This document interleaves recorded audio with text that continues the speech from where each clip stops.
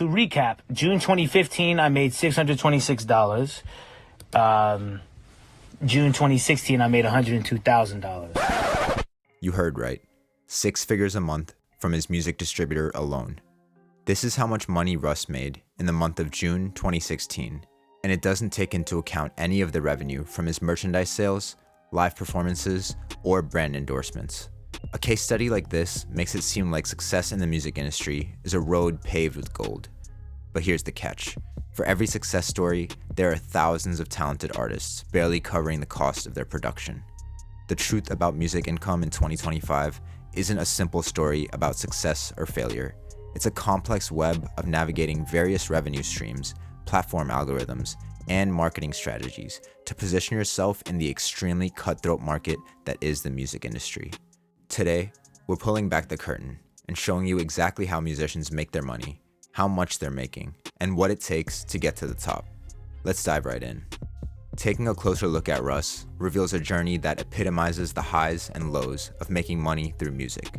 We are talking about an artist that went unnoticed for many years and barely made any money during this period, and for that matter, didn't even receive much engagement. In the beginning of the previous clip, Russ mentions that just 1 year ago, before his first $100,000 month, he was making only $600 per month. And this is after he had just went on an 11 album run in which he was uploading music on SoundCloud, making virtually $0. However, in a 3-year stretch from 2011 to 2014, Russ built the foundation for his career that to this day sets the gold standard for independent music artists. He wrote, produced, mixed, and mastered all of his own music. This allowed him to save thousands, if not hundreds of thousands of dollars on the music creation process, as he was handling all of the key components himself. Despite this, he ended 2014 with only 1,000 followers on Twitter, which means he didn't have much of an audience to monetize. But this all changed in 2015 when he made the decision to pivot his strategy and release a single song every week, rather than releasing entire albums. He would finally begin to see the fruits of his labor when he released his smash single, What They Want, which went double platinum and has over 600 million streams on Spotify alone as of today. This was the catalyst for a monumental music career and was truly the beginning of Russ's meteoric rise in income and popularity. His single captured the attention of record labels far and wide, most notably Columbia Records. However, the key differentiator between Russ and most other artists is that he had all the leverage. As I mentioned, he was the brains behind his entire music production process, and he even had a deep understanding of distribution and marketing his artist brand. In a rare case, record labels were basically begging to work with him, rather than the other way around, and therefore, Russ was able to negotiate favorable terms and retain his creative control and masters, while still being able to benefit from the distribution engine of a major record label. In 2016, he officially partnered with Columbia Records and signed a distribution deal. Around this time, we can see the insane stair-stepping revenue growth in his music career. Ending December 2015 at $8,200 a month, which is extremely impressive in his own right, he achieved an average month-over-month growth of more than 59% for the next 6 months, bringing him over the 100K mark in June. Most businesses don't even grow their revenue 59% over an entire year, and Russ was doing this on a monthly basis consistently. Keep in mind though, that this was the culmination of years of relentless hard work and adapting his strategy based on the data and trends he was seeing from his audience's behaviors. But to keep it real, when we're talking about revenue from streaming platforms, there's a whole other side to this story. I'm sure most of us are aware of Spotify's notoriously low pay per stream rate. And this number gets squeezed even more when you have to split the pie with producers, songwriters, and record label personnel.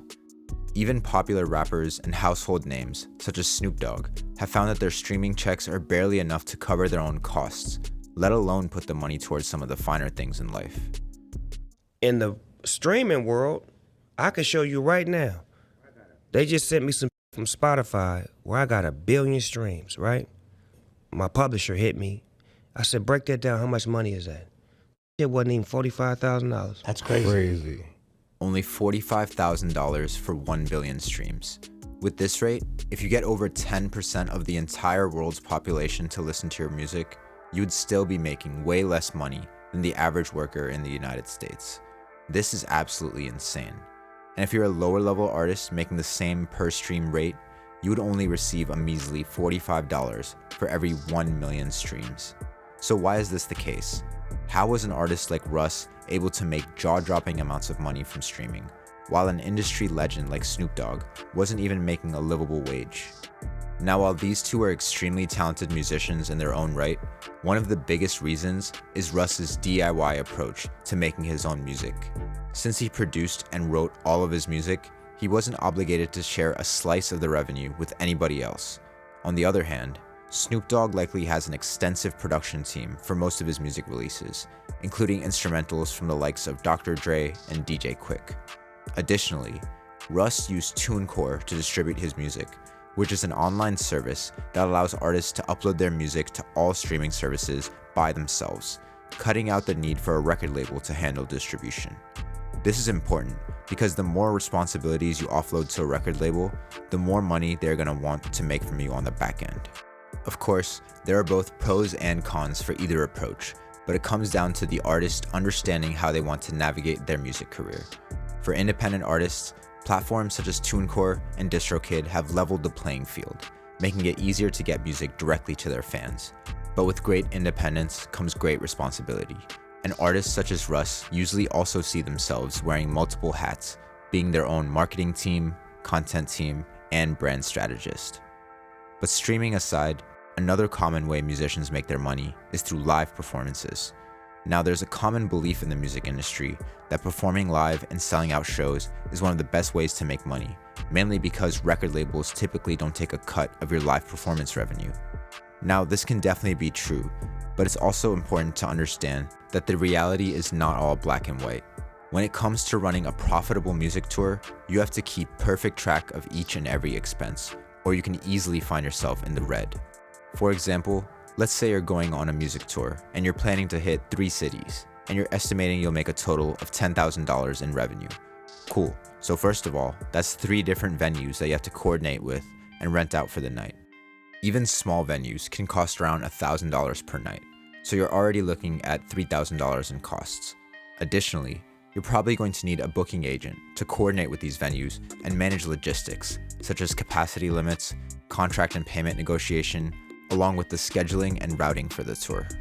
This guy or girl is likely not going to do this for free, so let's say they negotiated a 10% cut of the ticket sales, resulting in another $1,000 in costs.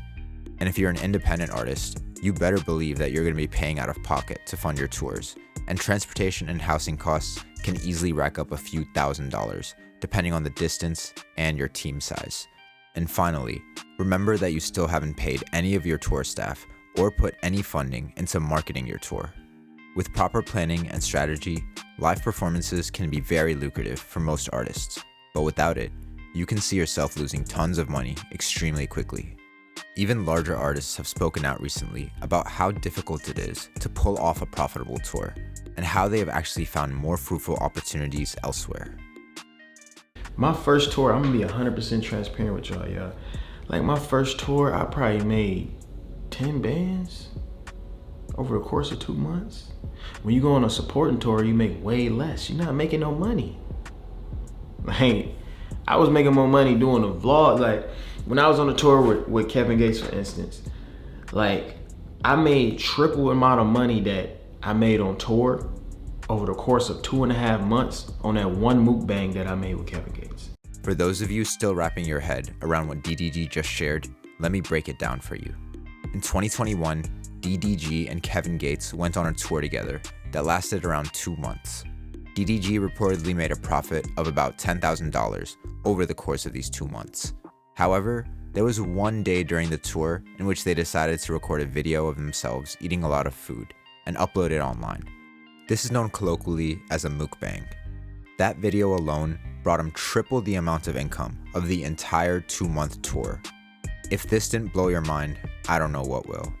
In the comments below, let me know what your guys' reaction was to hearing this, because I was absolutely floored. To be a musician is to be creative, and that creativity has to extend beyond your music into the way you handle business and generate revenue. If there's one takeaway from this video, it's that you have to be open to exploring multiple revenue streams to truly unlock your money-making potential.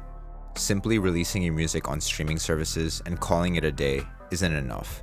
You'll be missing out on the real money in music, which comes from leveraging your brand and finding innovative ways to engage with your audience. So the answer to how much money music artists make is a complicated one, because it's entirely possible to spend most of your time creating music, only to find that the real money comes from somewhere else entirely. But if music is truly your passion and you want to sustain your lifestyle with it, there are so many ways to go about it, and we'd love to hear your story about the approach you're currently taking or have heard about from others.